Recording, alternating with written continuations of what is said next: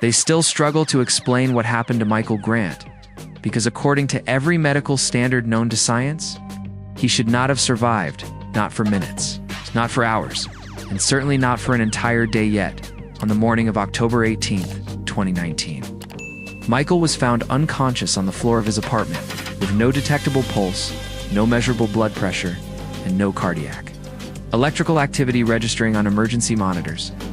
And when paramedics arrived, they initially assumed they were responding to a delayed death call until one technician noticed something deeply unsettling. Michael's body was still warm, his skin retained normal coloration, and there was no sign of lividity, no pooling of blood that should have occurred if his heart had truly stopped. Rushed to St. Vincent Medical Center, under what doctors later described as protocol-breaking uncertainty. Michael was placed on continuous monitoring, where cardiologists confirmed the impossible no heartbeat, no circulation. Yet his organs were not failing, his brain showed low. But stable activity, and his cells were behaving as though they were being sustained by something other than blood flow. For the next 24 hours, Michael existed in a state that medicine has no category for. Neither alive nor dead. While doctors cycled through explanations ranging from undetectable arrhythmia to equipment malfunction, none of which held up under repeated testing using multiple independent systems. During this time, hospital staff reported strange anomalies around his room monitors flickering without cause, clocks stopping for several seconds at a time, and a persistent low-frequency hum detected by a maintenance engineer who later said it felt like standing near a massive engine you couldn't see. At 3:42 a.m. the following morning, without warning, Michael's heart began beating again slowly at first, then stabilizing into a normal rhythm as if nothing had happened.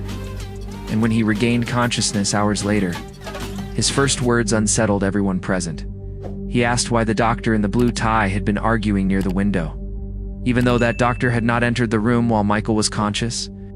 Over the next few days, Michael described hearing voices while he was gone, not speaking to him directly, but discussing him, debating whether he should return. And he accurately recounted conversations between staff members that occurred outside his room. Details later confirmed by security audio. Neurologists found no brain damage, no oxygen deprivation injury, and no explanation for how his cells had remained viable without circulation.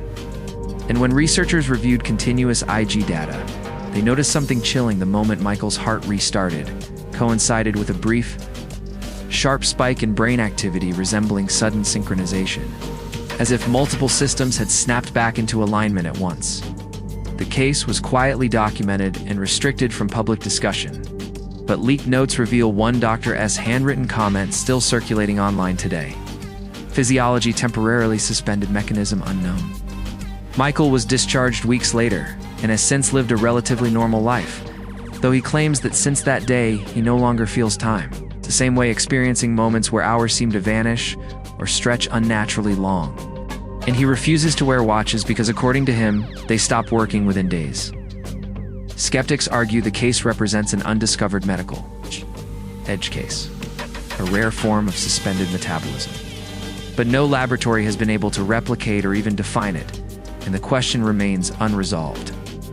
Michael Grant truly survived without a pulse for 24 hours. Then what was sustaining him, and more disturbingly, where was he, while his heart was not beating at all?